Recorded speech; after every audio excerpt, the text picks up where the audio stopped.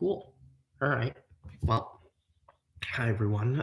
This stream is going to be a bit short today because I'm doing only like one thing, and that's this thing. It's a skeleton hand that's holding a hand of cards. This is at the request of one of my friends, Cole. And excuse me. And the hand is a design by Jeremy Shafer, which admittedly I did find this online. So but luckily it is kind of a simple design that and I'm going to try and make it as easy to follow as I can. The cards, you can just make that through some sort of like through what, guess and check or something like that, approximate and adjust, that sort of method. So so why don't we just get right into it? Right, you'll notice that I have this letter size sheet of paper on a gray background here. And so what we're doing today, is you might already be able to guess, is that we're going to be making a square.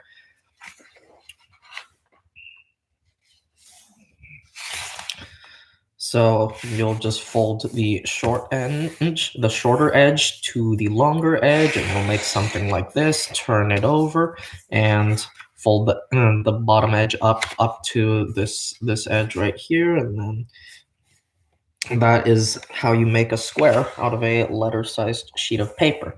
Now, the difference between other models that we made using squares that I cut out of letter-sized sheets of paper and this one is that you're actually going to keep this strip right here, because that is what's going to become the playing cards.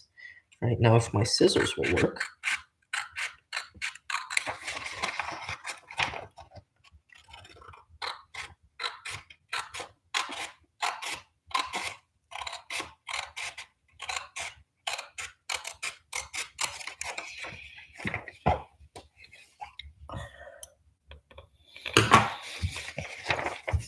Okay, now if you didn't do that, and then if you didn't decide to start from a letter-sized sheet of paper, all you're going to need is a square of paper and some strip of paper. This can be scrap paper or whatever you choose. All right, so what we're going to do first is we're going to take the strip of paper, we're going to fold it in half diagonally. You can see I've already done that.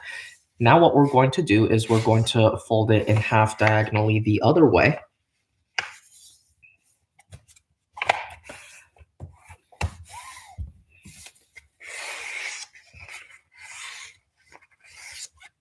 And then unfold it as well.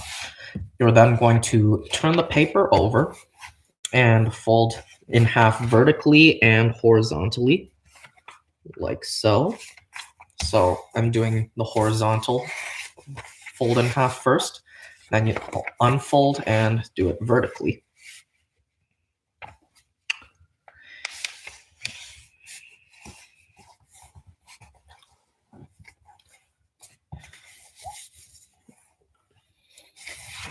And then unfold. Now, if you can see, like the paper is going to want to bend either this way, like this, or if you press the middle, it's going to bend like this. We want it to bend the other way. So basically, with the side with the diagonals face up, so like the diagonals are going to form valleys like this. You want that side face up. You're going to hold on to the sides here, right in the middle where your crease was, and you're going to bring those sides down to the bottom point along the creases that you've already made, and then flatten the top also along the creases that you've already made, and you'll get something that looks like this. This is called the water bomb base, because from this we can fold a traditional model called the water bomb, but that is for another stream.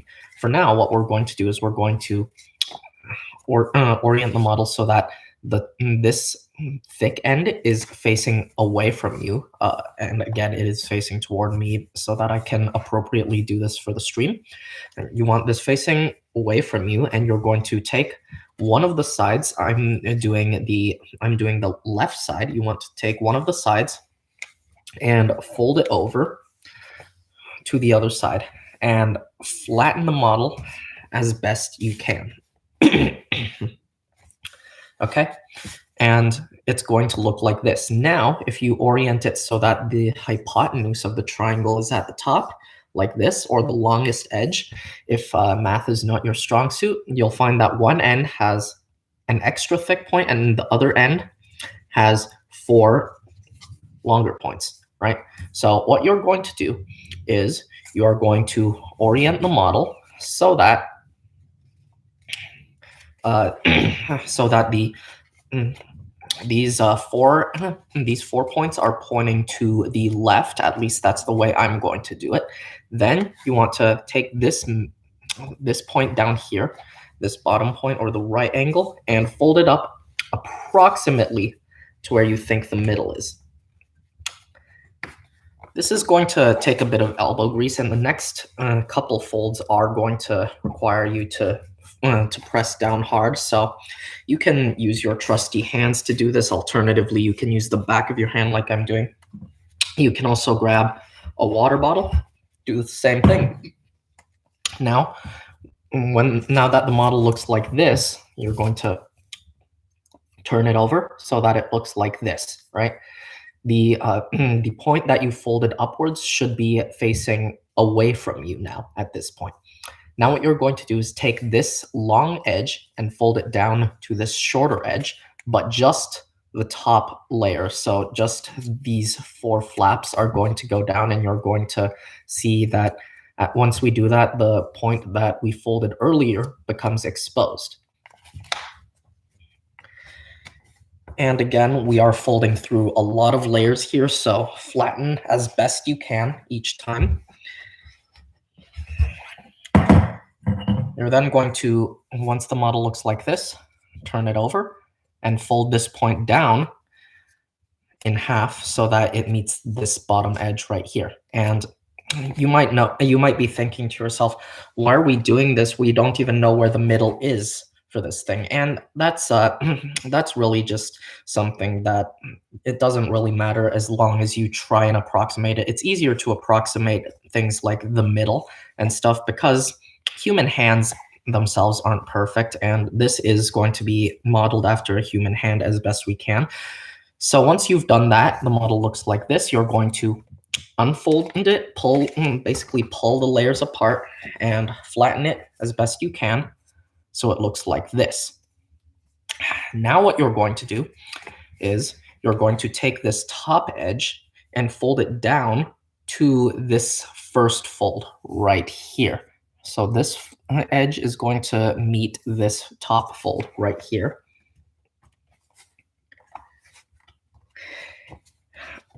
Like always, you want to make sure to apply plenty of force to it to make sure that you fold it as best you can, that you crease it as best you can. You're going to turn it over and fold along the fold you made before. And if you need to, you can adjust if you find out you made some egregious error, which happens to the best of us. All right. Now what you're going to do is you're going to flip it over again, and you may want to orient the model like this. What you're going to do now is fold the model so that this fold right here, the second one, or the one that would be in the middle, basically the first one you made, is going to be lying on this edge right here.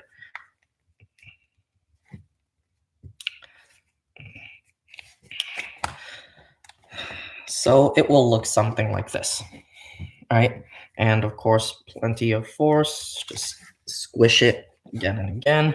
And then you're going to fold up on this crease right here, and it's going to switch directions. So you creased it one way earlier. Now we're going to crease it again in the other way. And then you're going to keep doing that. So this fold here, this last one, is going to meet this bottom edge now. And then, so once you've gotten that, fold up along the crease, and then this last point is going to go down and meet the bottom edge, like so.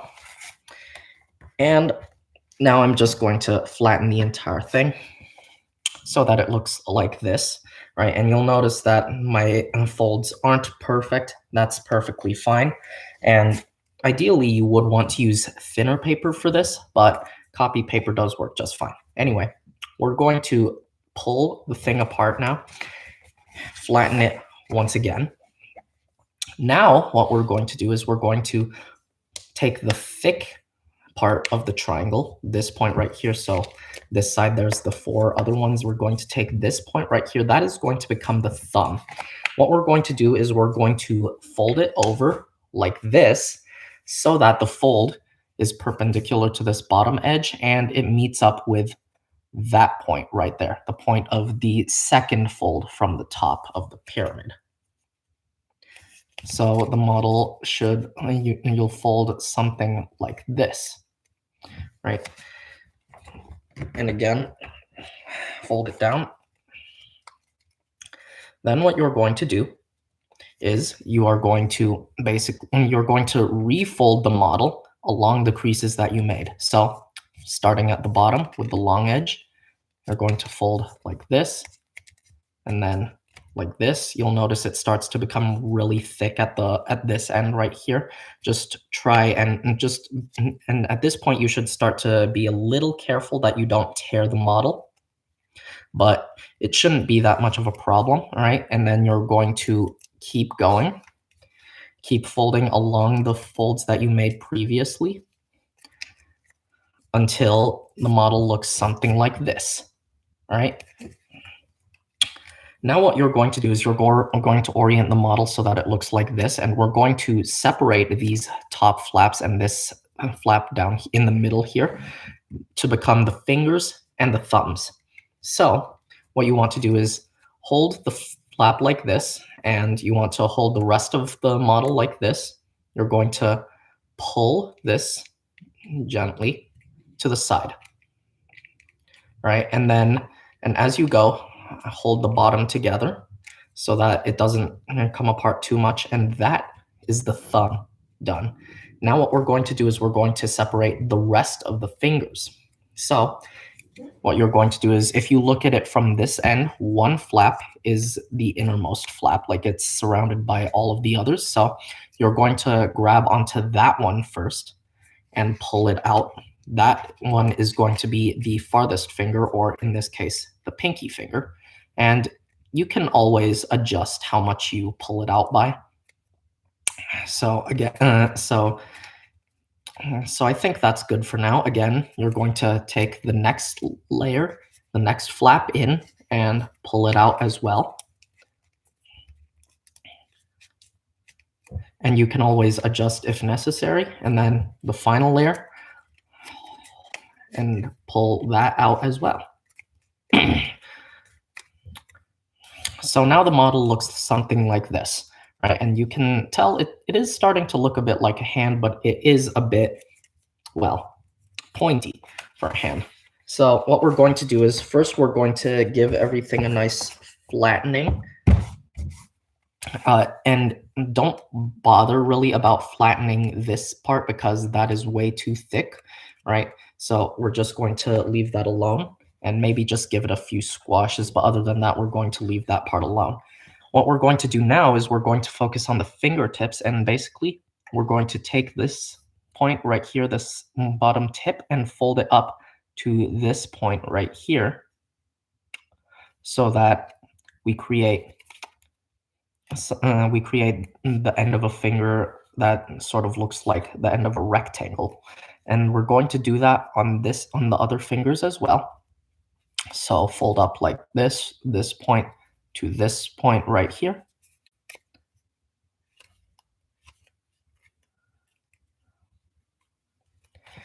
And finally the thumb, we're going to do the same thing, this point up to this point right here. And then you're going to turn the model over, and this is where we're going to do some shaping. So in doing this, you kind of want to look at your own hand. So this thing is modeled after my left hand. So, and you can also mirror it, and it will be modeled after the right hand, like this one right here. This hand right here is modeled after my right hand. But anyway, what you're going to do is we're going to shape it now into a skeleton hand. like is shown in the model. And in order to do that, you kind of want to look at your own hand for reference and to look at proportions, because this is less mathematical as it is anatomical. And so, little anatomy lesson here.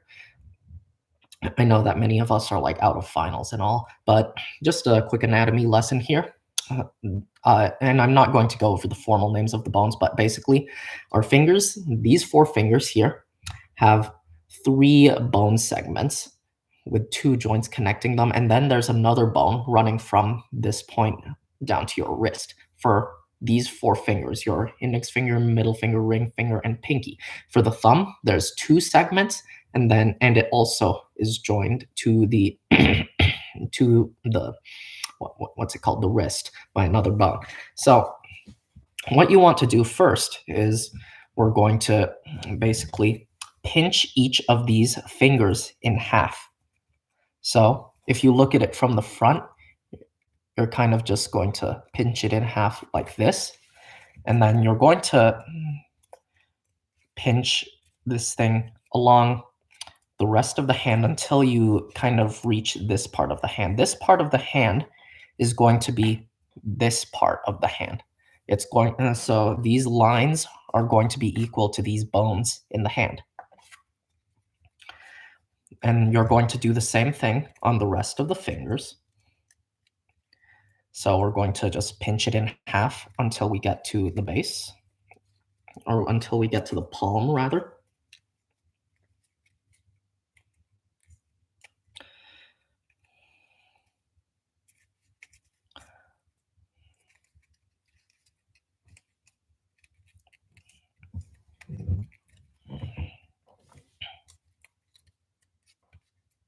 And then we're going to do the same thing with the thumb. Now the thumb, everything we do with the thumb, it's going to require a bit more elbow grease because the thumb is composed of a lot of sheets, a lot of layers of paper.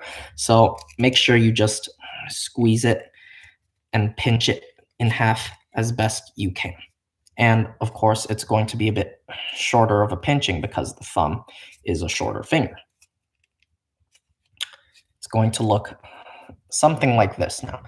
Now, what we're going to do is we're going to fold so as to make the joints of the hand.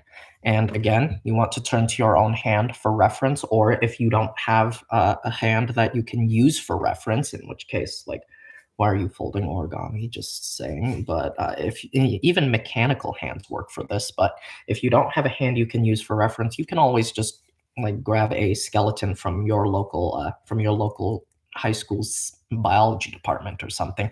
Anyway, what we're going to do here is we're going to make two joints along each of the four longer fingers and one joint along the thumb. So in order to do that, first, what we're going to do is you're going to hold the model like this, hold the finger like this, and then with the thumb of your other hand, you're going to go inside the finger at the bottom between the two layers, and you're going to use your other two fingers to push down kind of like this. So it looks like that from the front. Then what you're going to do is you're going to pinch your fingers inside so as to flatten the model like this. And you'll notice if we look at it from the side that the finger is now bent downwards. And if the joint still doesn't really please you, you can adjust it to your liking, of course. Now we're going to do the same thing with the next joint up. And so you're hold the model like this. Your thumb will go at the bottom, but less deep this time. You're going to use only one finger to push down, and then use pinky and thumb to push in and pinch so that the model will look something like this. Basically, we're making a series of crimps along the length of the finger, and the crimps will simulate joints in the finger when we look at it from the top. Now we're going to do the same thing for the rest of the fingers. So we're just gonna hold the model like this, thumb under here, push down, and pinch like this. And and adjust to your liking. Again, hold the model like this, thumb, push down, two fingers, pinch in like this, and then you're using these two fingers to push the layers forward and flatten them forward so as to represent the joints of, so as to represent this joint right here. And my hands are a bit like weird back there.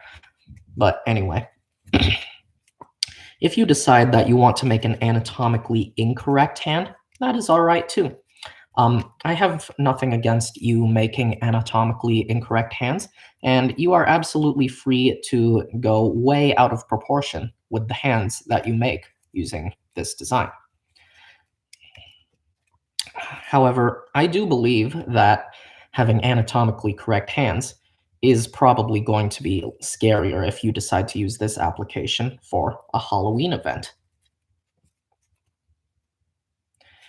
Right, so once we've done all the fingers like this, you can kind of see I've tried to match it with my own curling of my fingers like this or like this on this end. Now we have to do a single one on this thumb.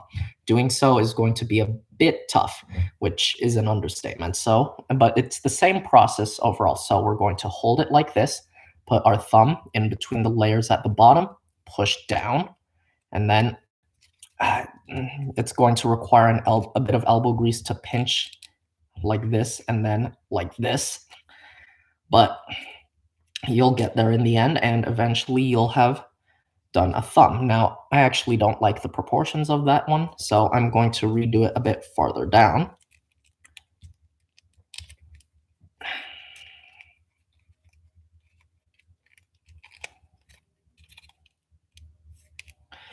And there we go. That's the skeleton hand, right? And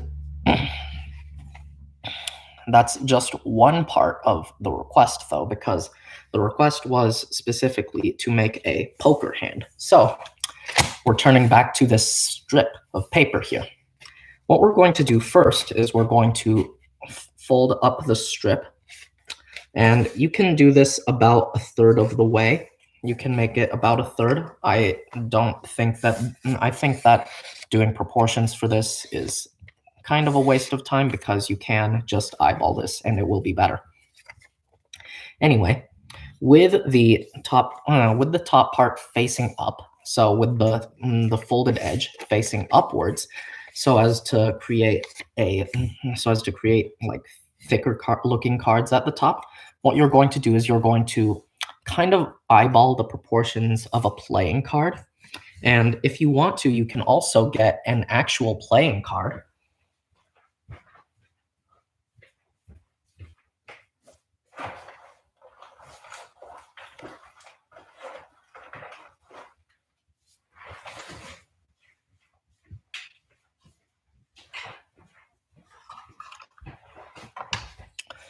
So these are some 50th anniversary James Bond playing cards or 007 playing cards, right? So you're just going to kind of eyeball the proportions of the card, and you're just going to fold the strip back, depending on what looks like a good card to you. And I think that much is going to be good.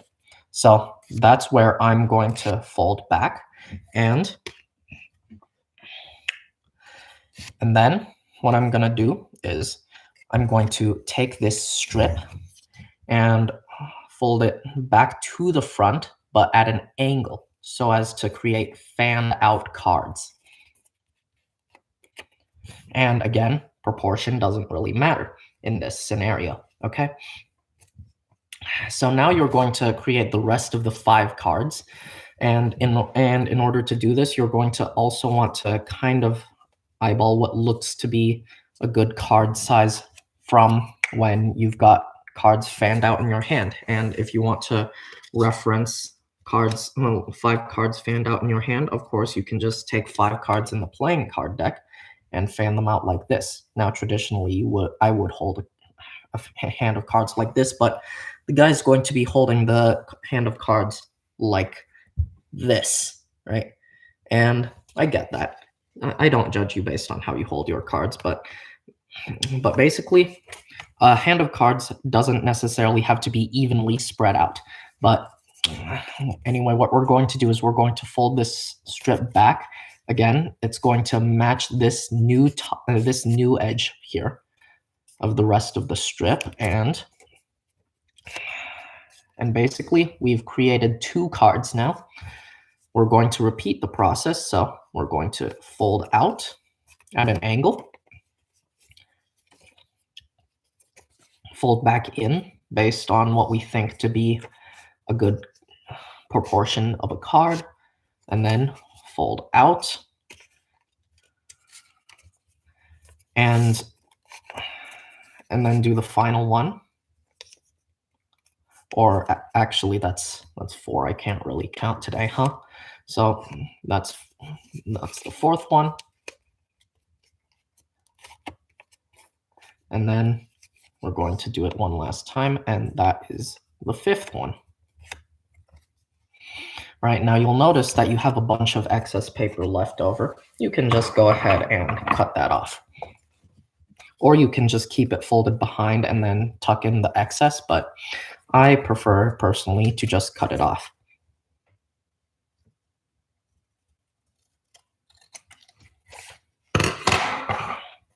Now that we have 5 cards, you can finish the model by simply placing your skeleton hand on the hand of cards, and that's simply it. But if you want a model that looks more like this with the things attached, then you kind of have to break the rules a bit.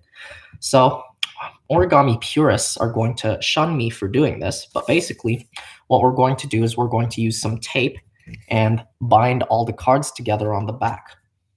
So we're just going to take a piece of tape and press down on the cards, kind of, to the best you can while holding the tape, and then tape them down like so. And what you can also do is you can color in on the backs of these cards so that it looks like he's actually holding some cards. Like you can, like if you're good at coloring stuff, and you can kind of draw in the bicycle logo there. Now we're going to take the hand and we're going to place the cards how we want to place the cards. Then what we're going to do is we're going to turn the thing over to the sort of ugly side of both models. And we're going to use a small piece of tape and just tape the 2 of them together.